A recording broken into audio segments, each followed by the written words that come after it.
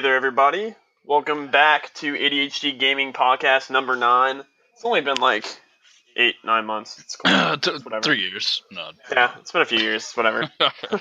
So, yeah, obviously the podcast tapered off a little bit there.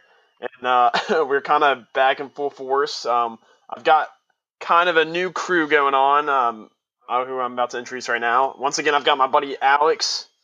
What's up, Alex? Hey, what's going on? And then the newest addition to the show, which is probably going to be a permanent thing because he's good with time management and he'll actually show up to these things. He's a stand-up guy.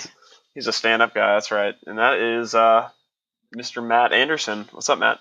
Nothing. I try my best to be a stand-up guy. Thanks for the compliment. Marky Mark. And the Funky Bunch. All right here present. That would be a present gamer tag. Anyway. Well, we've got some news, boys. It's been, like I said, 8-9 months now, and there have been a couple things going on in gaming.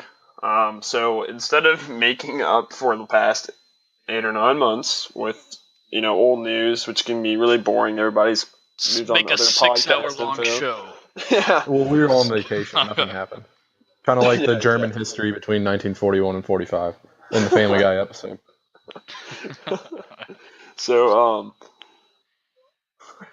So, yeah, we're just pretty much going to hop into the newest stuff that's been going on and kind of start off fresh. So, we're kind of in the middle of, deciding on whether we're going to keep this an Xbox-only show or kind of go back to how we first started the show with, it being all gaming all the time and kind of going over all different, the big three, Nintendo, Sony, and Xbox. So, I don't know. We're gonna see what we're going to do with that. But right now, today, we're going to pretty much start off with some big news in terms of some Scorpio stuff, and then we're going to hop into obviously the biggest thing with it being March 5th, which was the Nintendo Switch release a few nights ago. So that's we got some cool stuff to hop into. So I'm going to jump straight into it. Actually, no, you know what? Let's catch up a little bit. What's been going on with you guys in gaming? What have you been playing, Alex? I've been playing a lot of Battlefield and a lot of Skyrim. Oh yeah, that's right. Jesus, both of those games are released since last time we talked. Jesus Christ, that's bad. Oh man. Well, I mean, true, but I just recently bought the remastered edition of Skyrim, so I guess it's new for me. I don't know, but and considering I broke my TV, a long time ago. So we talked about this before, yeah. Back when the original Skyrim came out, so I never even really got to play it past level 9. So shit's been lit. Yeah, you've been addicted to that game, man. What level are you now? I think I'm 28. I mean, honestly, I haven't picked it up in a week or so, but yeah, I think I'm sitting around 28. You love this game. You've kind of fallen in love with this, haven't you? Yeah, I mean, I beat the main story at level 16 or something like that, and that was fucking crazy when you told me that. I was like, dude, you weren't supposed to really do that, so you're close to I know. I've been talking to all my buddies at work that play the game, and they're level 35, and they haven't even touched the main story yet. Some of them don't even know what quest to do to do the main story, and I'm just like, I don't know how you guys do that, but So yeah, I did that, and then I, been working on some guilds, the Companions Guild, Assassins Guild, and the Dark Brotherhood, Mages Guild. I think you were Thieves Guild, on, yeah, the Mages Guild, the Mages Guild. Have you done Dark Brotherhood yet? Or that was the one where you wanted to know how to do that, right? And I was talking to you, and I was gonna kind of show you how to. Yeah. So sometime this week, we're gonna have to knock that out too, because you told me that's a really good one. Oh, cool, man. That's awesome. Yeah. Matt, what have you been up to, man? Gaming. I know you were just talking to us pre-show about all your achievements and stuff. So how's that translate into what games you've been doing? Well, I guess for this podcast, I'll probably be known as the resident achievement hoarder. So I have recently gotten my gamer score up to 185,000 gamer score. And by me doing that, I've been playing the Telltale games on my Xbox. So the Batman Telltale series, Minecraft story mode. Some of them may be a little childish for a person of the age 24, but I'm still doing it, racking up those achievements and getting my gamer score way up. Haven't really been getting into the hardcore stuff on the online multiplayer, just because I want to get my quick fix for those achievements, and Telltale seems to be the way to go. But I am looking forward to Mass Effect Andromeda, which is coming out in the future. I'll definitely be putting some time into those.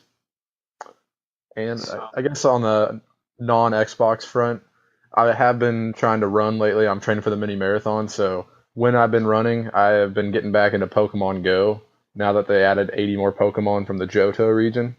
So I have been running 3 miles, getting my steps up, collecting my candies, and running to the nearest Poke Center in my neighborhood. That's awesome. You have a Pokemon Center in your neighborhood, huh? Yep. My grade school that I went to is only a mile away from my house, so the gym of my grade school is a Poke Center. So get to run up there. But yeah, you're right. Yeah. You're right. That's dope. That's awesome. Yeah. I know Natalie has been super addicted. She's passed me in level and in Pokemon Caught now. So I mean, yeah, it's pretty fun, honestly. Alex, have you gotten back into Pokemon Go at all? Dude, I honestly deleted it, bro. Fuck, why? Because I never touched it. I really didn't. Like, even Really? I feel like when it first came out, God, it's so fun. I played it for like a month when it first came out, and then like when we were down in Alabama, like walking around and stuff, that was a lot of fun. And then when I don't know, I guess it doesn't really coordinate with my day-to-day life, so I don't ever touch it. Yeah, it was fun. Yeah, Matt, when that game first came out, it was like the week that Alex and I both went back down to Alabama for a week vacation. And, like, we went up with our buddy Dash, and we're, like, all super into Pokemon and stuff. So, like, it was, like, the best week ever, because we explored all these, like, little towns and stuff, and, like, everybody was out. Like, everywhere we went, there was, like, 30, 40 people out just running around cities, like, catching Pokemon. Like, everybody's telling each other where to go find them and stuff. And that was, like, the coolest experience I've had in gaming in a long time. It actually was really cool, because I met a lot of really cool people, like, down at the pier and stuff. Same, man. Like, just nice people to talk to. And then when we went out to visit Dash, like, I grew up in Alabama, been there my whole life, and I've never went to some of these places that we went. Like, so like, it was kind of cool. Like that little park in Foley. Yeah, I'd never been there. Yeah, dude, it was funny. I mean, it was such like a, if Pokemon were in real life, like it was such a Pokemon experience in terms of that too. Because like, we went to, well, Alex, you were with your family at the time, but Dash and I went back to that little park right in Foley. And, like, we started getting... Or, no, that was you and me. Alex. Remember when it started raining? Yeah. Yeah, it started raining, and, like, we were hiding underneath this, like, little pavilion in the middle of this big park, and, like, these other Pokemon trainers were in there, too, and, like, rain's coming in, like, torrential rain from the sides. Like, we're hiding on the other side of the wall, like, trying to hide away from most of the rain. It was just, like... And we're sitting there trying to catch this Snorlax in the middle of the storm. It was, like, the coolest experience ever. It just felt so...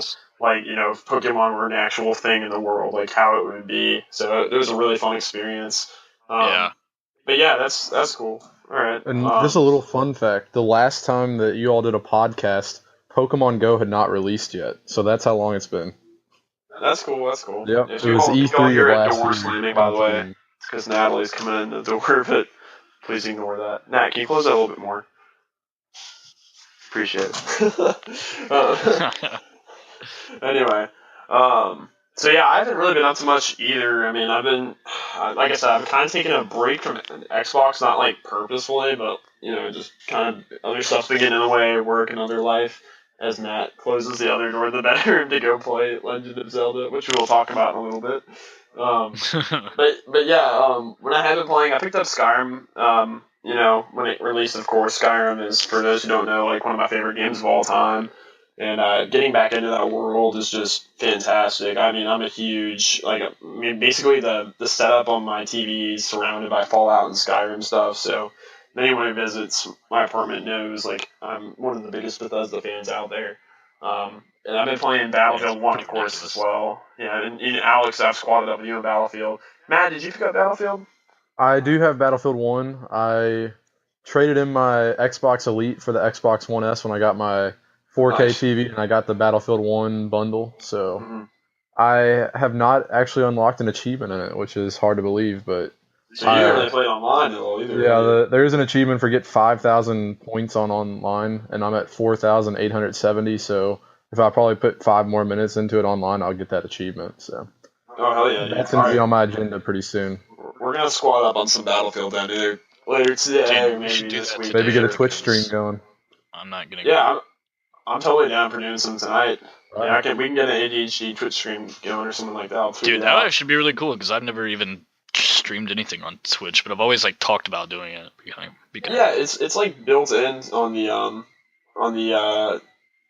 or you can get the app on Xbox One, and then it's super easy to just stream it, and you don't even notice it's running in the background. You do kind of have to have pretty decent internet on it, because you're uploading at a really fast rate, and you're downloading as well. So count me out. Hold on, I don't know if y'all heard that. Trilo. And I don't know if you all have Kinects. I do have a Kinect, so if we did want to do video and everyone could see my very handsome face that was watching, then we would have to do it on my Xbox, and then I could just channel in your all's chat into the Twitch through my headset. But then everyone could see my beautiful mug on their TV screen that wanted to watch. Well, go follow ADHD Gaming on Twitch, everybody out there. And like I said, maybe we'll have one up tonight. We'll put it in the archive, so if you guys want to watch what we do tonight, feel free to do that. But anyway, that's pretty much all I've been doing in terms of gaming, so I'm thinking that we should go ahead and hop right into the news. What do y'all say? Sounds good. Absolutely. To me. All right, so we're going to start off with, we've got, like I said, this week we're not doing a whole lot of, historical events in gaming over the last 9 months. It's going to be kind of the newest stuff for this week, really. So we had the first thing that we got going on is going to be Scorpio stuff. A lot of Xbox and Nintendo stuff today. So Xbox, on the Xbox sides of things, we got the Xbox boss, Phil Spencer. Everybody knows that. Hints at a Scorpio event ahead of E3. So this is pretty cool. So in an interview where Ryan McCaffrey on Podcast Unlocked, he's one of the chief editors for the Xbox team. Basically, he was kind of grilling Phil, which Matt and I were talking about earlier. But basically, at one point, he asked him like, "Hey, so like, what's the deal for Scorpio at E3? Like, are you guys gonna be talking about it like specifically there? We're not gonna hear anything about it up until that point or anything like that." And Phil kind of gave one of his discreet hints, which he's very good at giving, not giving too much away. Where he basically said, "Hey, I want E3 to be about the games for Scorpio, for regular Xbox One S, for all Xbox users. I don't want to talk about hardware too much." And basically strongly hinting at a event, before E3 that will show off the Scorpio hardware and talk about specs and all.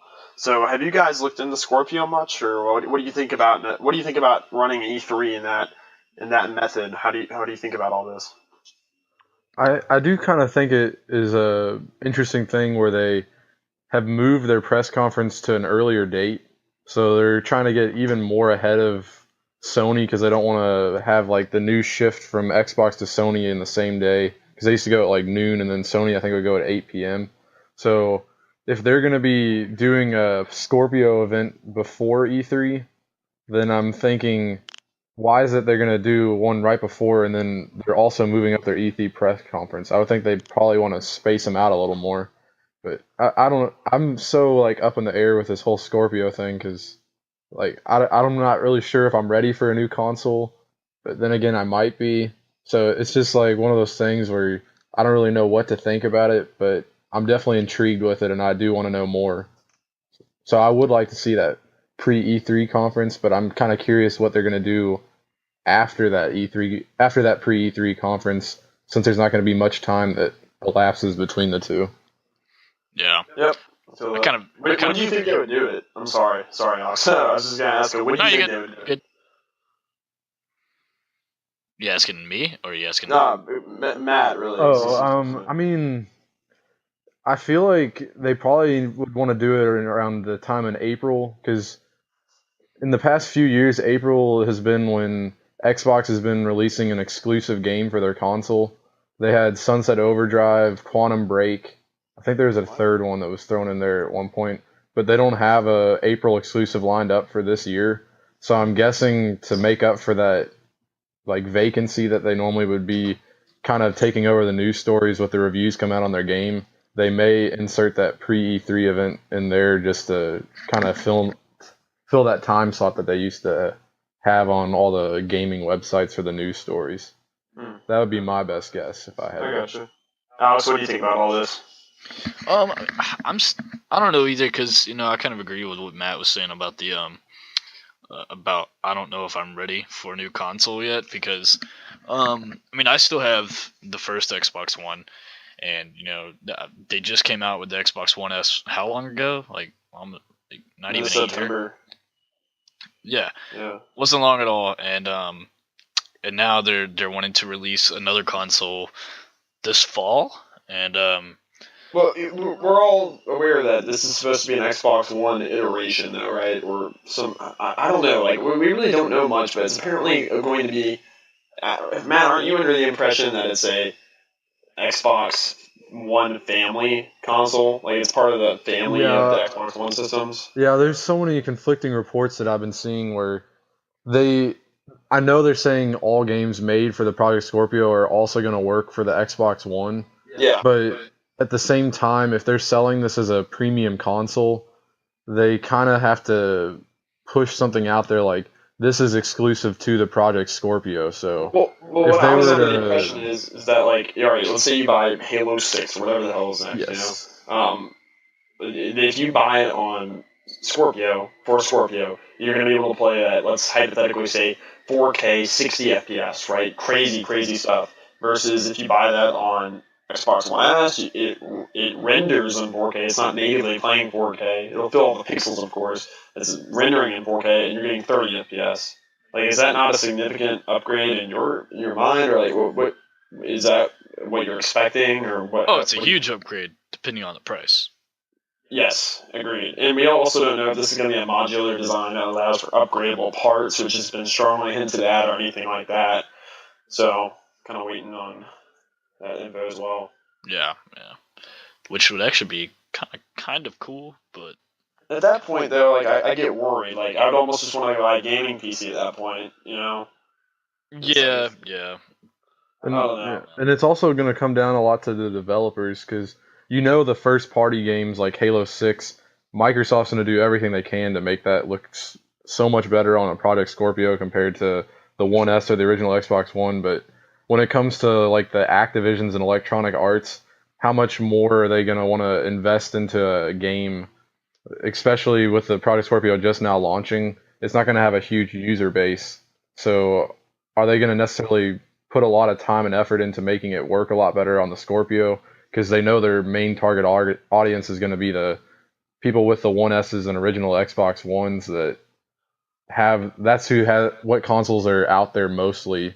So if they put all this time into something that maybe 500,000 of them sell in the first 2 months, like that's still a huge difference than the 30 million Xboxes that are already out there and the 50 million PlayStation 4s.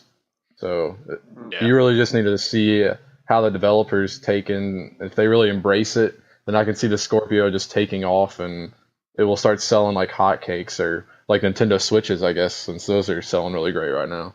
But I really want to see what the third party support's going to look like on this, and hopefully they can have it this pre-E3 conference like EA and Activision on stage saying, I really like what the Scorpio has to offer, and we're going to put this game, and this game on it, and we hope that you buy the Scorpio and support us along this journey. Yeah, I really want them to sell me on it. All right, cool, good stuff for sure. Let's move on to the next one. We've got Alex. You got it?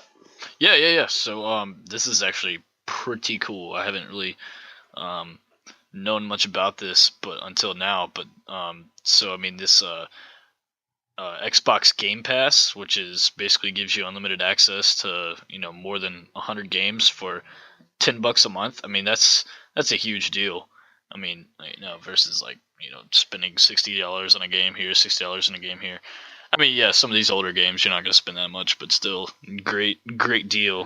So you can, and I mean like, so I have a bunch of buddies that I work with that only play sports games, and I don't play sports games. Like that's just not me. Like 2K16 and Madden and stuff like that. But it'd be kind of cool if cause I don't want to go out and spend that money on like a sports game, but I want to play with my buddies that I work with. So that'd be kind of cool if I had this pass and I could just pop on whenever I wanted to play a sports game here and there instead of having to like go out and spend the money for the game. So that's kind of cool. I mean, there's there's some big titles too. I mean, they have Halo 5, Payday 2, and 2K16 and Soul Calibur. So I mean, that's some pretty big titles for this pass. So I'd say it's definitely worth it. I don't know. What do you guys think? Yeah, I'm definitely a big fan of it. As someone that is a subscriber to Netflix, I really like. Uh, oh, sorry, I see someone making faces over here. As a I'm someone that is always. I'm always using my Netflix account, and I'm just always looking for the next thing that I can watch when I finish a show. So with this Xbox Game Pass, it's basically going to work the same exact way. Where if I finish a game, my next thought is, all right, now that I don't have anything left on this, I've 100%ed it. What can I move on to next? And I'm going to now have this huge library in front of me that is only a $10 a month subscription fee, and I'm able to just go on there and just pick and choose. I can basically treat it like a trial where I can play it for 30 minutes, make my decision if I want to really dive into it and 100% this next game, or if I don't want it, then hey, I have 100 more games to choose from. So it's an awesome service, and I really hope that this is something that like we start seeing more of in the future. Gamer score is gonna really skyrocket now. Yes, it will. I'm gonna have a lot more games. So yeah, I wasn't even. So I'll be honest with you. Personally, this isn't something that I see myself subscribing to. It's at least not initially. I really need to wait and see kind of what the library of games they build out for this is going to be. Like right now, you got Halo 5, like which is great. Like I think that like right now, this is a great system for those people who are going to be, over the next year or two, they buy their console and like they're like, hey, what have I missed out the last 3 years? I think this is a fantastic option for someone like that who's like, hey, I haven't really seen what's been coming out for the last 3 years. I've been out of the console game for a while. I don't want to go out and buy, every single game and just to try it and see if I like it or not. So I'm going to pay $100 or $9.99 a month, $10 a month basically, and go in and just have this hundreds of games I can just kind of go through and test them out and see if I like them or not. And I think that is cool. And I know a lot of people have been comparing this to the PlayStation Now service, which I'm not sure if you guys are really aware of. But PlayStation's had a service very similar to this for years, where it's they have a big library of games, right? You pay what is it, $15 a month or something like that, I think.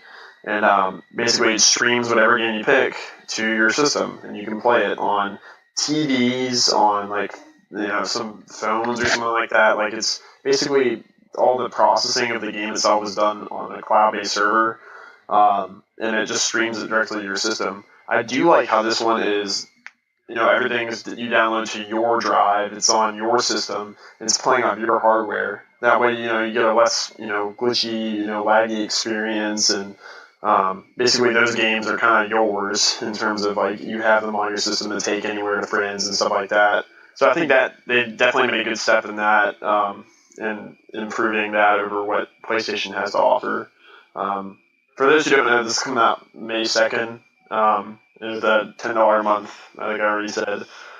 Price range. I don't know if there's going to be some sort of bundle where you get a year for $100 or something like that. I wouldn't be surprised if they try something like that. Kind of like how Xbox Live, you buy 3 months for $25, right? Or you buy a year for 60, and it's a much better deal if you buy a year. So I'd be interested to see if they do something like that. If they come out and they're like, hey, if you buy a year, this is $80 or something, I'd be like, holy crap, yeah, I'll do that easy. Save myself $40, but we'll just have to see. Anyone else got any other notes on this? Yeah, I did that thing that you just mentioned about the different tiers of how much it will cost for like 1 month, 3 month, and a year. I did tweet at Xbox Quick, Mike Ybarra, who is the VP of Xbox, and Phil Spencer, and I asked if there was any update on whether they would have that pricing structure, and just wanted to inform everyone I am still waiting for a response from them. So, not sure if I'm on their daily agenda for let's respond to Trademark Man 23's tweets. You're on the list. Maybe one day I'll get there. Maybe I can get that check on my name and get verified, and then maybe they'll start responding to my questions. It's the weekend, man. I'm sure once they come back from the weekend, it's the first thing on their top priority. And I did have one other thing about that Game Pass. When Ryan McCaffrey interviewed Phil Spencer, he did mention one interesting thing that I thought about that Game Pass. And he said right now they're advertising all these older games that are going to be on the system. But he mentioned the Telltale games, which was something I was talking about earlier. The episodic content that they have with like Hitman and like Walking Dead Season 1, and they release like 5 episodes of each one.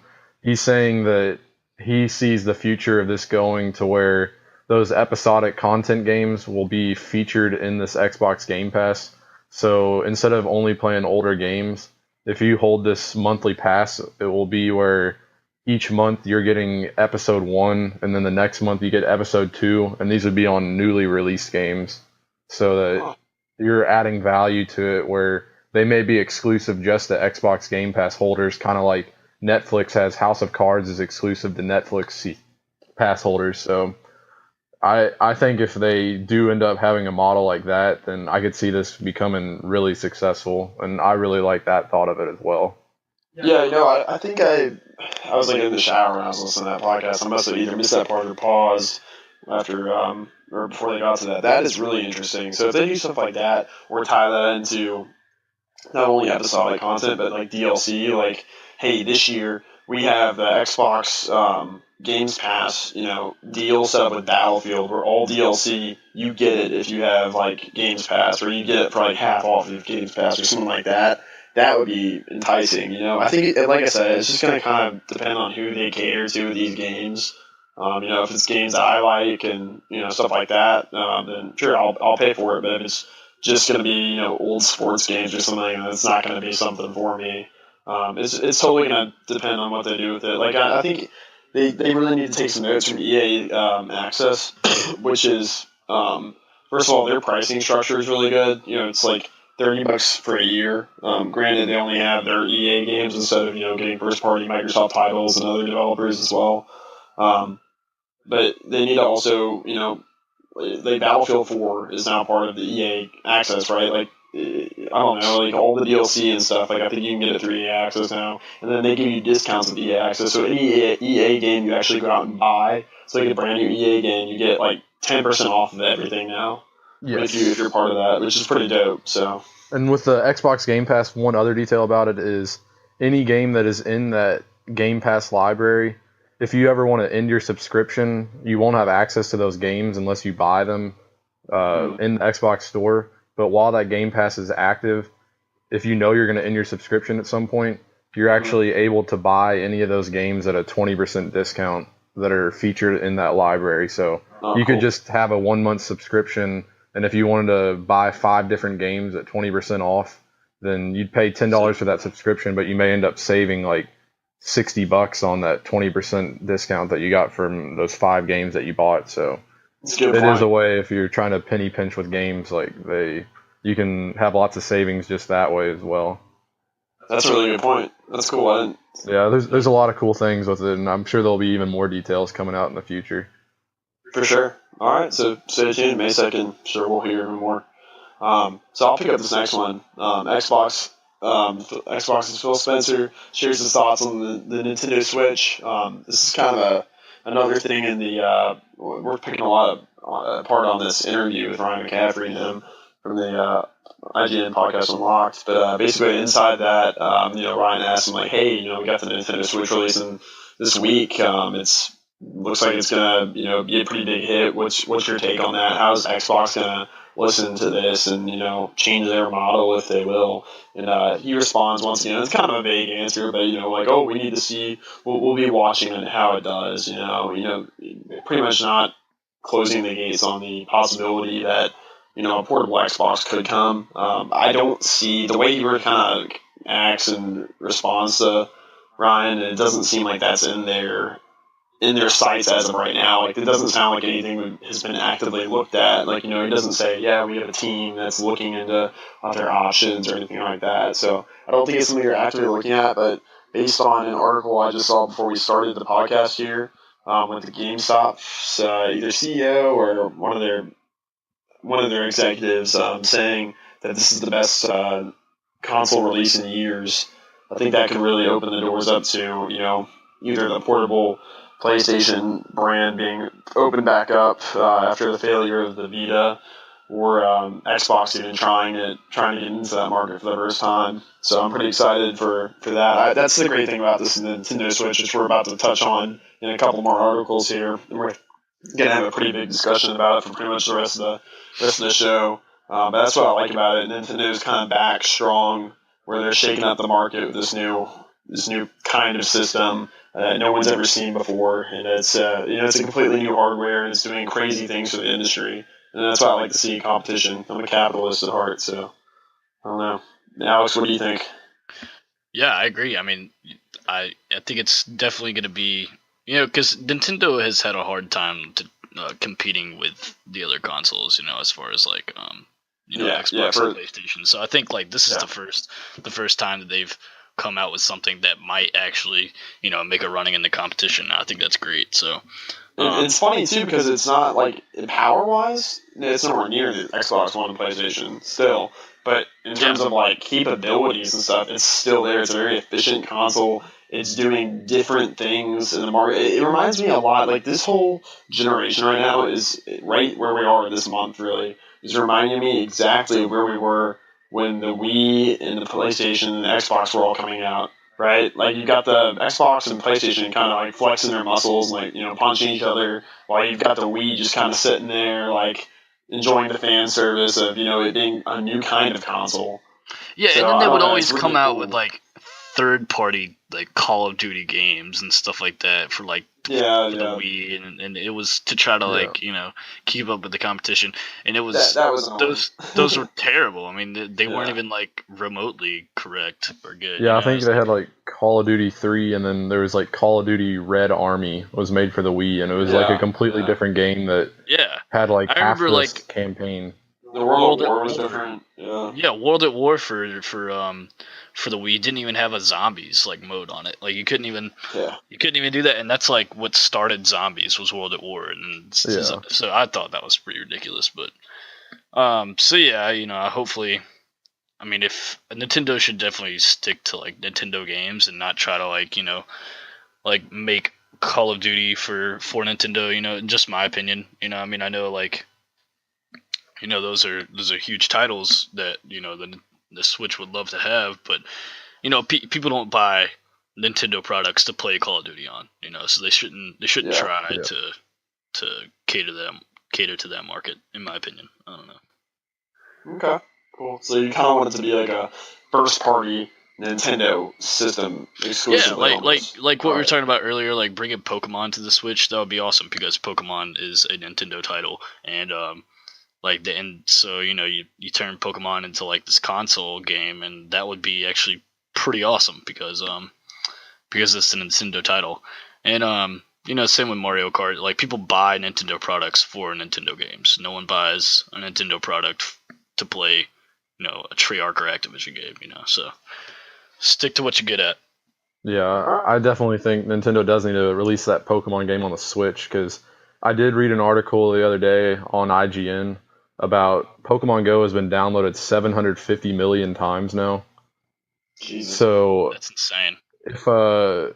If there's 750 million people that have at least run across the name Pokemon, and then Nintendo Switch can then say, hey, we've got this great game on our console that is only on Nintendo, then that's a huge user base that they'd be able to go after and be like, you have to get our console, so if you like this game you played on your phone, this is the extension to that, and it's an even better game than that phone game that you put so many hours into. Yeah. Cool. All right. Well, Matt, let's move on to that number 6 piece of news. All right. So, with Battlefield, even though I'm not a very experienced Battlefield fan, there is new DLC coming out on the 14th. If you have the Battlefield Premier, which is like their season pass, or their premium, and then the 28th you can buy it individually if you do not have that season pass. But something that is interesting is not only did they release the trailer for the first DLC that is coming out on the 14th, which is going to focus on the French army, and it is called They Shall Not Pass, they also gave descriptions of every single other piece of DLC that they'll be releasing for their season pass. They announced all of them on the same day. They'll be coming out at a later date, obviously, but it is nice to see that there is lots of detail going into each one of these season pass items, and it looks like the Battlefield 1 community will be very healthy and going into the future for a long time, just as the Battlefield 4 online multiplayer is still going strong today. So looks like if you're someone that likes playing these online games for Battlefield, doesn't look like you're going to have to worry about long wait times to find a match. They're always going to be there because there's lots of content, and EA is obviously supporting them. Yeah, this has been a trend with, I mean, historically speaking, Battlefield is, Alex, you can probably touch on this, like, this is one of the best supported games I can think of in recent memory. I mean, absolutely. Battlefield 3 or Battlefield 4, my bad, came out in, I think it was a launch console, or launch title, so it came out in November of 2013, right? Up until about a month before Battlefield 1 released, so we're talking, October of 2016 here, so that's 3 years, there was an update coming out for it, like that month before that game released. Like, it was like the final update or whatever. It's just consistently, like, the user base is strong because, the maps don't get stale. It's always something new. It's a Battlefield moment. That's like the trademark term at this point. It's a Battlefield moment. Every time you join a game and, something crazy's happening, something's blowing up, you're jumping onto a different rooftop, you're sniping someone, there's some crazy drop shot, across the map. Like, it's always something new. So people are always drawn back to these massive games. I mean, you got 64 players. Everyone's doing their own thing. These beautiful historic places. I mean, they're one of the most beautiful games. They're some of the most beautiful games as well. There will always be a good user base on those. And like I said earlier, with the Battlefield 4 coming out on EA Access and whatnot, they're always, EA is just doing a lot of stuff to keep that lifeblood within that franchise. I'm a huge Battlefield guy, as we've talked about multiple times on the show before. Alex, you are as well. He's one of them. Alex is one of the guys. Like, whenever I log on, I usually don't play Battlefield alone. So I always text Alex or text Dash or Franklin or whatever and say, hey, let's hop on Battlefield and get a squad going and kick some ass, and it's always a great time. So I'm super excited for this DLC. I'll be buying the DLC pass soon. I'm sure. I think it's $50. Isn't that right, Matt? Yeah. So with EA Access, you save 10%, so it's 45 if you have that. Yeah, I don't have EA Access, but I've considered getting it. So who knows? But yeah, to answer your question, Alex, I don't have it right now because we haven't really heard much on it. I think the first piece of news was the They Shall Not Pass DLC thing, and that was back in December is when they first kind of hinted at that, and now it's coming out in a week and a half here, so I'll probably pick it up. Absolutely. Now. And I'm really excited for this DLC too because I haven't been playing a whole lot of Battlefield, and so I know with this DLC release, it's gonna get me back into it and get me more. Yeah, I mean, there's some snow maps in there. There's a lot of cool stuff in there that looks fun. Because I remember when it first came out. I mean, I binge played this game for the first 3 months, and now it's just starting to fall off the grid for me because everything's kind of becoming mainly because we haven't been squadding up and playing together a whole lot, I know that with this DLC, there weren't a whole lot of maps, to be honest. And they only released that one with the blimp in the middle, the Zeppelin that fell in the middle of the map. I forgot what it's called, but that's not even a great map. I don't like that one at all, actually. I'm really excited to sit down and play this.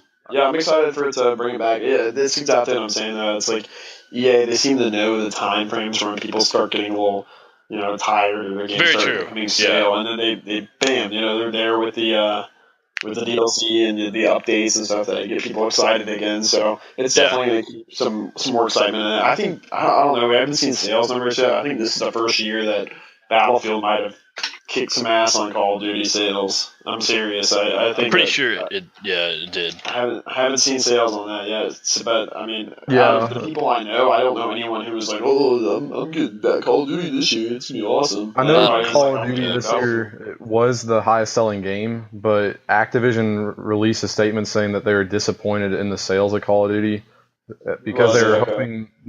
They knew it would probably be the highest selling game, but they were hoping that it would have a bigger margin. And I think that's a testament to Battlefield 1 sales. I think people saw Battlefield 1's getting better reviews than Call of Duty, so it didn't take all the sales away, but it definitely put a hit in Activision's sales numbers on Call of Duty. So now you're kind of, I don't know if you saw the recent news of Call of Duty, but the CEO of Activision came out and said, we're going to take Call of Duty back to its roots, which was World War II. So you can see that they're kind of like looking at what Battlefield had with their success, where they took Battlefield back to its roots and they went to the older wars.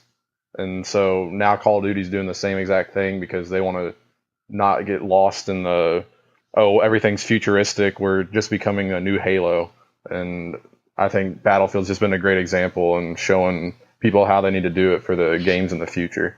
It goes right back to it, man. It's the competition. I like the competition. It's, because Call of Duty has the potential to be a great franchise again. It really does. I mean, they've got powerful development team. They got Activision backing them. One of the biggest, probably the biggest publisher out there. So I mean, they've got the potential to make another great game. I think this year will be very interesting for video games. I think that in terms of like what's going to happen with gaming, because I think next year, I think things are going to start. A level of quality is going to start coming back that we haven't seen in a few years, probably since 2010 or 2011 or so.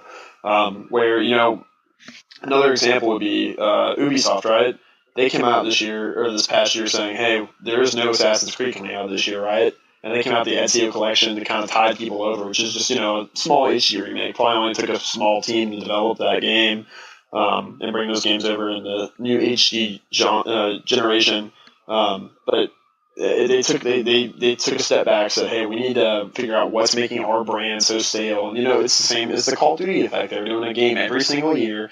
Not the last one wasn't, or the newest one wasn't much different from the last one, and it just got stale. People get pissed off at that. You don't want to keep dropping $60 to $100 for their stupid ass gold edition every year for the same game, right? So I think they made a good decision saying, hey, let's take a year off here and really define what Assassin's Creed means to us, right? Because Assassin's Creed's a cool franchise, man. It really is. Like, there's not a whole lot of other games out there that are just like Assassin's Creed. And you remember, Alex, we used to play Assassin's Creed 2 back in the day, and that was like the coolest game ever. Collecting all the feathers. Yeah, I mean, I bought collect them feathers. Was it Unity is the one that I just recently bought, and that was, that one was pretty cool. French Revolution. Unity was look. Unity, the thing is, it's the funny thing about these games, right? Every Assassin's Creed game is all right? Just like every Call of Duty game is all right? They all get good reviews. You're not going to see a review that's below 7.5 really for either of those games. The problem is, it's the same 7.5 every goddamn year. Yeah, it's annoying. Like for instance, before Unity, what was the last what was the last Assassin's Creed game you played, Alex? I mean, it's probably Brotherhood, honestly. Brotherhood, right? So that's what, like 3 games in between, 3 or 4 games in between. Skipping Revelation and Assassin's Creed 3 and Rogue and 4. Yeah, and 4. That's like 4. Yeah, that's Black like 4. Flag. Yeah, that's like 4 or 5 games, man. Yeah. So that's what I mean. Like, if I haven't played a Call of Duty in 5 years or so, I could probably pick up the newest Call of Duty and be like, oh yeah, I remember this fast-paced gameplay or whatever, and like that's fine. But it's for it's like, how are you going to keep a group of people, your fan base, coming back to that franchise every single year? You really can't unless you drastically change things up, and that's why I really appreciate like EA and DICE with Battlefield. They say, hey, we're coming out with one game every 2 to 3 years. Battlefield Hardline not included. Sorry, EA, fuck that game. That game. That was a different development team and all anyway, so that doesn't really count in my mind. But the main series games, you have to take a break, man. Like it just gets too stale. People don't want to spend $60 to $100 every year on one game, one franchise. It gets annoying, and it does get stale. So that'll be interesting to see. But this all goes back to, anyway, we're getting off track. This all goes back to Battlefield DLC, and I'm glad to see that they're already coming out with it now, and they're talking about it at least, so people can get excited for the franchise again. Absolutely. Yeah, and I do like the fact they announced all 4 expansion packs at the same time, because it kind of gets the fans of the game involved in it, so they can see the 3 that are coming out in the future, and that gives all the fans opportunity to give EA feedback, like, hey, I saw expansion number 3, you have these details in there, and they can give their thoughts and say, like, I think it'd be cool if you added this, or maybe if you focus more on this aspect of the game, as opposed to it being the French army, maybe you can talk about the German army in one of these expansions. So it really opens it up to make so it's a game that the developers are making the game, but it's alongside the fans, and the fans can feel like they're a part of the game, not just when they're playing it, but they can feel like they're giving the feedback to the developers that makes the game become what it is in the end. All right, cool. Matt, we'll move on. All right. So moving on from Battlefield DLC, going back to the Nintendo Switch discussion, just wanted to see that. And this is going to be kind of a kickoff. I'm going to, preface this. This is going to be kind of a kickoff for the rest of the show. We're probably going to have a good 20-minute conversation here about Switch interactions and Switch news here. So let's just hit it, man. All right. So first off, we want to start off with Zelda, which is going to be the big launch title that everyone's going to be wanting to get. Natalie's actually over here playing it right now on the Switch. She's laying on the floor playing it because she doesn't want to bother our podcast with the big TV. Yep, and she's playing it portable, doesn't have it into the docking station, able to take it with her on the go. But the cool thing about Zelda is not only do people want a new Zelda game, but this game is not just any Zelda game. This is the second highest rated game ever on Metacritic, behind Zelda Ocarina of Time. So it's competing with itself for trying to be the best game ever with that franchise. But it has a 98% on Metacritic with over 70 reviews. And 67, I think is what, yeah.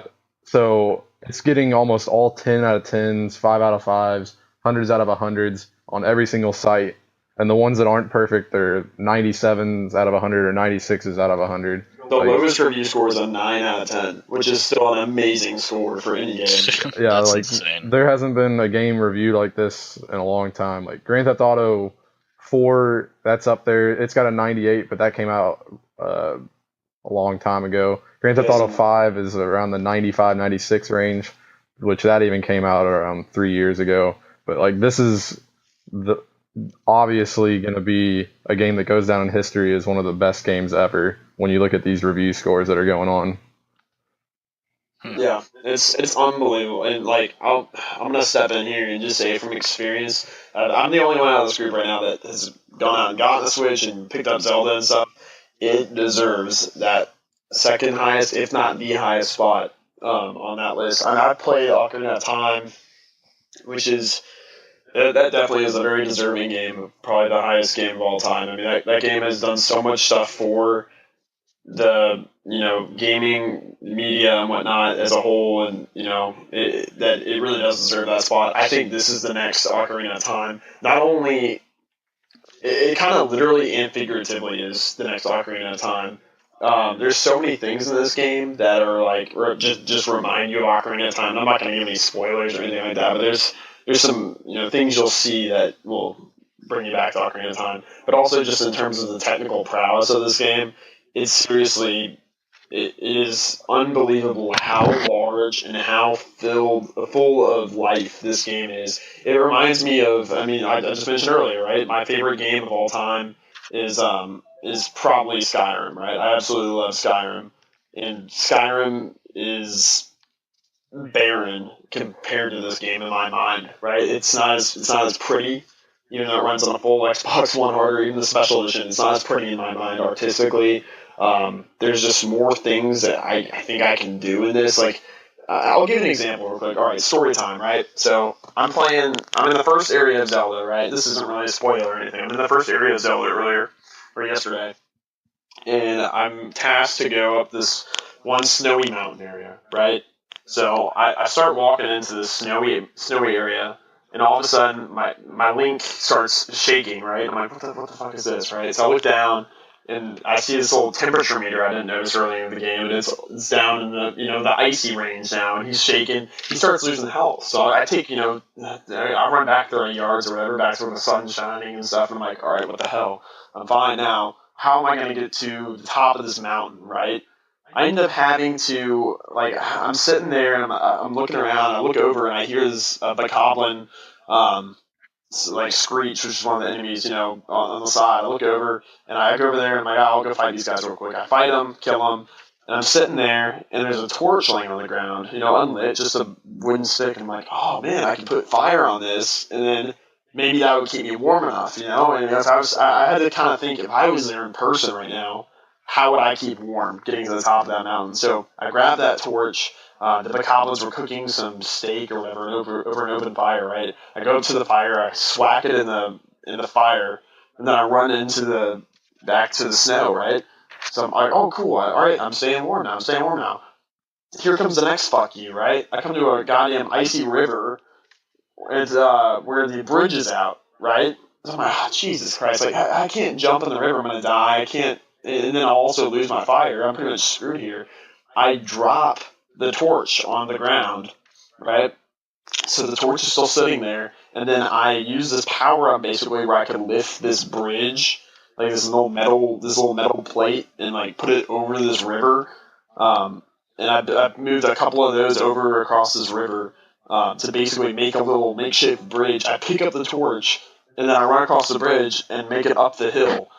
Then I get to the top of the hill, or the mountain, and there's more bokoblins fighting, right? So I have to pull out a sword. Well, when you pull out a sword, you put your torch away. So I'm like, oh crap, I'm getting, I'm frozen out here or whatever, right? Once again, the bokoblins were making a steak or something up top, right? So I basically just snuggle up next to their food with my sword, and as they're coming at me, like I'm hiding, my back's facing their campfire and stuff. I'm kind of sitting there like swacking them off with the sword or whatever, and I'm staying warm. Turn around, pull out my torch again, light it, and I make it to the top of the mountain. And it's like all of that. There was no tutorial on any of that shit. I had to figure that out like on the spot, which is, I mean, the Zelda games are always known for their puzzles and kind of making the player kind of feel like they have to figure stuff out. But I've never had a game that made me have to actually think like that. I thought someone was broken, when I got there. I'm used to, modern day games where, this stuff is given to you in a very, go here, do this, you might need this to, get through that mission sort of way. But no, nothing was like that. And the entire rest of the game, I played 8 hours since that point. The entire rest of that game is just like that. If you see something, and you're like, hey, if I was actually Link right now in that world, I could probably do this. You can do it. It's that cool. That sounds pretty cool. Yeah, that almost just sold me on it right there. So I don't know. Maybe going out and getting one here. Dude, well, good luck, man. They're sold out pretty much everywhere. I'm about to go out after we're done with this podcast to kind of try to hunt one down with Nat over there. She wants so I thought I would be able to get away with having one system, but this girl's been hogging up my Switch from me for the last couple of days here. I haven't got to play my $300 goddamn Zelda machine, so. Yeah, I'm definitely going to be going out and trying to find another one. It'd be cool because then I'll have, my docking station in my living room and a docking station in the bedroom. So, I can play, if one of us wants to play while laying in bed, one of us can play on, the TV if they want, while the other plays on portable mode. There's just so many things, so many ways to switch it up with the new Switch. Oh, so. No pun intended. Yeah, it's pretty cool though, man. But yeah, to go back to what we're talking about here, Zelda is absolutely deserving of this score, and even more so than I ever would have imagined. I'm not a huge Zelda guy. I played 3 or 4 of the games in the franchise. It is unbelievable. This might overtake Skyrim and Fallout. This is my favorite, game / franchise after this game. So we shall see. Yeah, and like one thing I kept hearing all the time about the Switch when it was launching is just people are like, there aren't any games coming out for it. Like, why should I get the Switch? Because it's not launching with any games. Like, I have to wait till April when Mario Kart comes out. But I think just based on this one game alone with Zelda and how it's being reviewed as it's pretty much the best game of all time. If you were to throw out Ocarina of Time because it doesn't meet the threshold for enough reviews, since it's only got about 20 reviews on Metacritic, like, you can say this is the best game of all time. So the fact that a console can launch and have that one game that might go down in history as the best game ever, like, I think that alone is a reason to buy the console. Like, you don't even need another game. You can put probably 50, you might even be able to put 100 hours into Zelda, and there's not very many games out right now that people can say, I really want to put 100 hours into this, but I'd say a majority of people that play Zelda are going to just want to keep playing it, and they may even get to April when Mario Kart comes out and be like, I'm not even done with Zelda yet. Like, I'm going to wait to get Mario Kart now. Like, I just what I'm reading about Zelda, it just seems like that's really the attitude that people have with this game. Like, it's that good. That's what Natalie was saying the other day. She's like, gosh, I think I'm going to have this game for a year before I beat it. Now, yeah, I don't know if that's true, depending on, especially the way she's fucking playing it right now. next month. But no, I really do think that come Mario Kart release time, I'm still going to be pretty deep into Zelda. And, I'm sure I'll pick up Mario Kart on release just to have like a, not so much of a thinking game, just kind of goof around with, Mario Kart's one of the best games in my mind, just to play and for fun. But yeah, it's definitely one of those games that is an absolute, they use the term system seller a lot.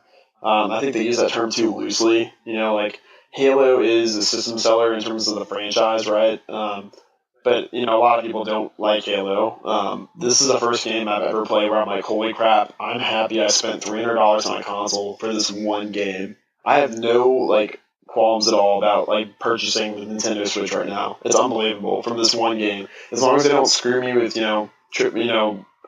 third-party releases and whatnot later on, this could very well be my favorite console of all time. To go back to that, I mean, I just mentioned earlier, once again, Skyrim's like one of my favorite games, right? Of all time. Skyrim is coming out this fall for the Nintendo Switch. Like, that's incredible. Like, I don't know. Like, if they do more stuff like that, like, holy crap, this will be one of the best purchases of, like, my life, honestly. I mean, think about it. Skyrim coming out. We already talked about Mario Kart 8. You have Super Mario Odyssey, which is like the new, 3D Super Mario game coming out. You've got Xenoblade Chronicles 2, which is a very Zelda Breath of the Wild-esque game. The first Xenoblade was on the original Wii. It's one of the best, once again, the highest rated games of that generation. You just have a crazy amount of games coming out just this year even that are big first-party titles. So as long as they keep doing that, and then more third-party software comes in to support it, this will be an absolutely amazing console. And spoiler alert, there will be a Super Smash Brothers game coming out on this. There's no doubt in my mind about that. Dude, I would buy it. God, can you imagine a new Super Smash Bros? Like, and they used to, with the 3DS, that was the first time that they had the same Super Smash Bros. Game released on the Wii U and the 3DS, right? This time it's like, you can just develop the most badass Super Smash Bros. Game you want and not have to worry about porting it to a portable system because your console is a portable system. Like, that's amazing to me. It's unbelievable. This thing's more powerful than a Wii U. It's so cool. I'm really excited for it. And apparently everyone else is too. Because like I said, it is sold out everywhere. They're selling for $600-700 on eBay. Like, this is an unbelievable release. And like I mentioned earlier, once again, that the GameStop CEO or one of the executives came out saying, "Hey, this is the best console release we've seen in years, and possibly of all time." So it's pretty damn amazing. Yeah, I'm definitely gonna be picking one up. Like I was telling you all earlier, I'm gonna be taking a vacation to Vegas, so I want to have something to play on the plane when I'm there. I've got a 3DS, but I can definitely tell that the Switch is gonna be a little bit better than playing my 3DS on the plane. So by the time I go on my vacation, I will have a Switch, and I will be playing Zelda when I'm on that plane. And who knows how far I'll be into the game. I may be at 200 hours at that point and still see a mountain off in the distance and want to go explore and see if I can find a new piece of armor on top of it. Yeah. And Matt, once we're finished with this show, I'm going to ask Matt basically pop it up on the TV, and we're going to show you just how big this game is. You're not going to believe it, man. Like, even the reviews, they say it's giant. I don't know for certain how large it is, but I want to say it's probably 2.5, 3 Skyrims put together, if not more. It's unbelievable. Man, y'all better Skype me or something. I want to see that. Dude, yeah, I don't know how we would do that. I don't have Twitch streaming yet, but yeah, it's Alex. I'm serious, man. If you ever take my advice, this is the one time I'm telling you, like, you should pick up this game. You will not be able to put it down. Like, Natalie said she was dreaming of it or something the other day, and she's sitting at work, like, all she could think about is coming home and playing it. And then Natalie, she doesn't play big games like this a lot. She'll hop on Battlefield or quick shooter games or quick match games or something like that. I've never seen her get so into a game like this. It was 3:00 in the morning last night, and she's up trying to play Zelda, and I have to basically tell her, babe, you gotta open in the morning. Like, come on now. It's crazy what this game's doing to me.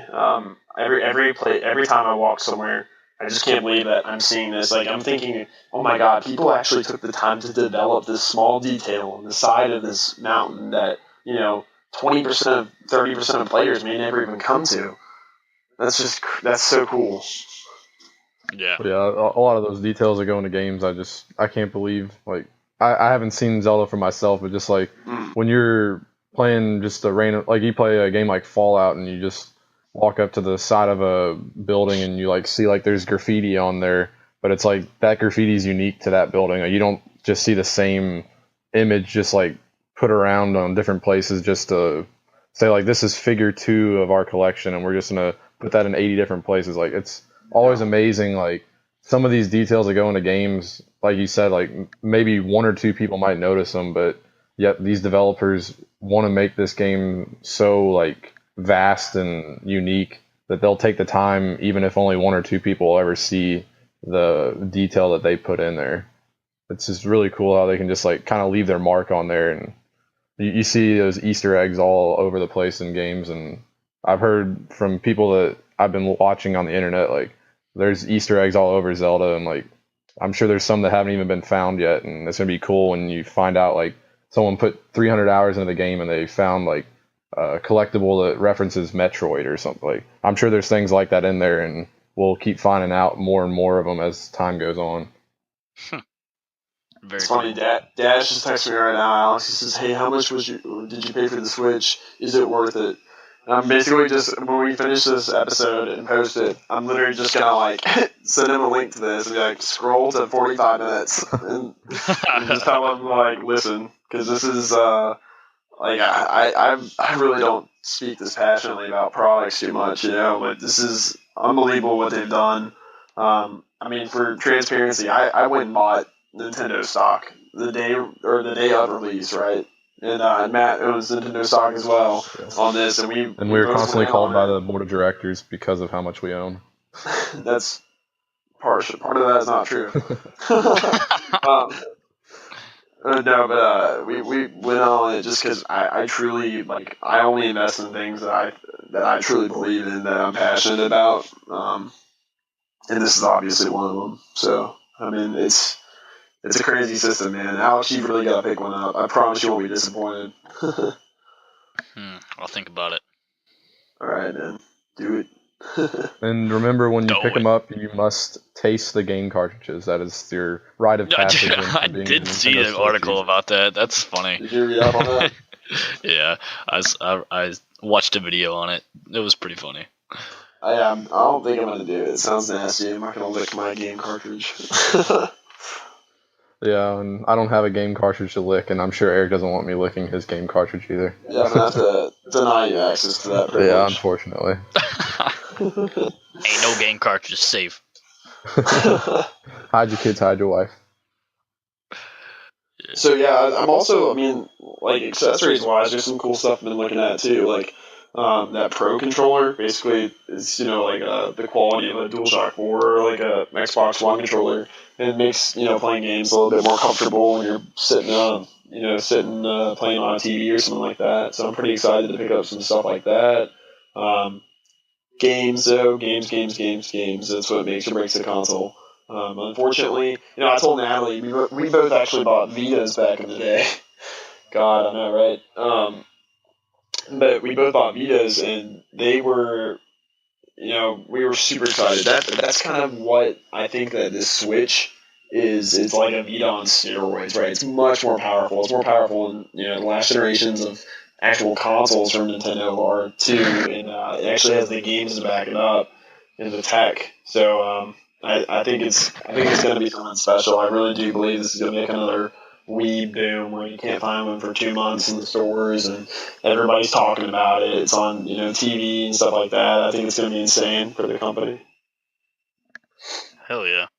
I'm wondering, one of the things that a lot of people had questions about with the Switch was, are they going to have like trophies or achievements? And me being the achievement hoarder, I'm wondering, is that something that do they have like achievements for Zelda that you've seen, or they do have them? Or No, not well.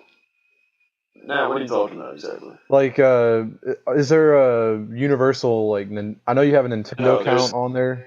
Yeah, Is so there now something I where think like they're gonna track progress between different games and like say like you unlocked so and so in Mario Kart and you also did this in Zelda and they start adding up? I think Natalie's talking about like an in-game system, like a reward sort of system, and I know what you're talking about, Matt. You're talking about a universal like operating system, And like gamer score type stuff. cross game. Yeah. System. There is not as of right now. Granted, this I'll be honest, the Switch's connectivity is kind of limited at release here. Like for instance, we can't. You can't even. If I was to go out and get Natalie another console right now, she would actually have to restart her Zelda progress. There's no way to switch or move save progress as of right now onto an SD card or onto another Switch unit. It's not tied to a gamer account or anything like that. So, like connectivity wise, it is a little bit limited right now. But I can't see that not coming soon. Within the year. Yeah, I'm hoping they like. I know I've read articles about that game save thing, and I would hope Nintendo's listening because I've seen a lot of people that are upset about that. So I hope Nintendo's gonna start doing their updates. Like Xbox and PlayStation have regular updates, and I know people use those consoles really like that. They feel like their feedback is being listened to, and they're getting these things fixed that they need. So I'm hoping Nintendo's gonna start doing that with the fact that this is an online capable console. They'll be able to send those updates and fix any issues like that people want to have as a feature. They don't want to have to restart a game when they go to a different Switch, so that's definitely something that needs to be addressed. Yep, totally agree, man. Well, cool. Alex, what are kind of the guys at work saying about the Switch? And you guys talking about it much, or anybody? Not really. Tommy Snapchatted me the other day. And he was like, "Yo, how's Zelda? Like, I'm so excited. Like, all this stuff." And so he seems pretty hyped. But yeah, Tommy's been asking me about it, asking me if I'm gonna get one, asking me if I know anything, and I just told him I basically need to talk to Eric. That's what I told him. So I mean, he's definitely interested in buying one, and I think there's one other person at work that wants to buy one too. But I think we're all just like. We're unknowledged about it. We don't really know a whole lot about it, and or at least But I mean that's because we just hear what happens through TV and stuff like that. But like none of us like really like look in too deep on this kind of stuff, and so that's our problem. So yeah, I mean there are people that are interested, but just people that don't know a whole lot about it. So maybe I'll take what I've learned today and enlighten some people at work and please do, man, because I mean there's some great one of the best things you can do in my mind is just go find like a Legend of Zelda review, just watch it, and it's crazy just seeing like what kids and while you're watching that review, just imagine this is on a handheld system that can also be used on your TV, and like do something like that. And it will kind of blow your mind as to like what this thing's capable of and how this is really opening up new ideas for the market and whatnot. So that's that's what I've got on it. Matt, you got anything else on the Switch you want to talk about? I'm just really hoping that I'll be able to have some firsthand experience next time that we have one of these podcasts. Like I wanted to go out and get one myself, but they're sold out everywhere. I went to pre-order one and I waited about 3 days after the pre-orders went live, and then they're sold out. And I have notifications on my phone that will say like, "Hey, there's Switches that are back in stock. If you want to buy one, go to this site." And a lot of times it's while I'm at work, and then I see it 20 minutes after that notification comes out, and I go and they're sold out in 20 minutes. So I'm just hoping that at some point that stock gets replenished and I'm able to buy them first party as opposed to a third party seller where they're selling them for $800 because they know that it's a hot item that people can't get anywhere. So hopefully that will happen before May because I don't want to be spending that much money to have my leisure activity while I'm on the plane. I feel that. Yeah, I'm actually looking up right now at local Targets in my area just to see if they have any in store. What are you Probably seeing? Don't. I'm still trying to figure it out. There's this really good website you can use. You have to know the DCPI number of the item you're looking at, which is like, kind of like the SKU for it. But basically it's called brickseek.com. And it actually has like connections to the actual like Walmart, inventory pages and the Target inventory pages, and you can kind of see live, who has what for sale. I found that very useful. Yeah, I don't know if they have it up right now. Did you ever get that Target page up? No. It's not really telling me if they have it or not. It's just telling me limited store availability. So Really? I don't know. I'll have to look into it later and see if they have them. I don't really feel like going too in depth on this right now, but whatever. I gotcha. Yeah. Like I said, I'm about to go out and probably do a little searching in person. See if I can see some palms, get some stuff pulled out of the bathroom. I hear you. See.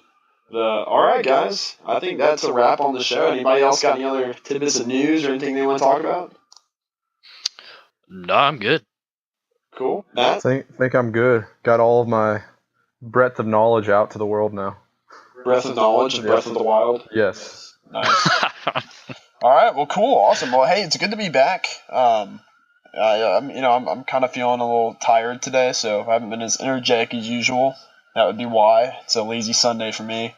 But yeah, hey, we're back and we're gonna be stronger than ever. I think that I like the new lineup we got going on here. Like I said, Alex, Matt seems to be real good on time management, and whatnot, being able to come in on the shows, and when we schedule someone, he'll be there. Unlike previous guests. Our previous guests were pretty bad. Yeah, Kevin Spacey was a pain in the ass to work with. Kevin Spacey wasn't an asshole, right? Yeah, apologies to Kevin Spacey. He was on our lineup for today, but we ran out of time, so we won't be able to get that interview in. It's like the Jimmy Kimmel. Yeah, that's what I'm doing. Matt Damon was supposed to be on, but didn't have time, so maybe next time, Matt. All right. Well, hey, it's been good. This has been ADHD Gaming Podcast, episode number 9. Thanks for listening, and make sure you follow us at ADHD Gaming Podcast on Twitter. Email us at ADHDgamingpodcast@gmail.com with any fan mail or questions you may have, and we'll definitely follow up on them next week or next couple of weeks, whatever we decide to plan the next show. We'll be tweeting this out, kind of our going forward schedule and plan and whatnot. But we will catch you all then. This has been Eric, and we'll see you.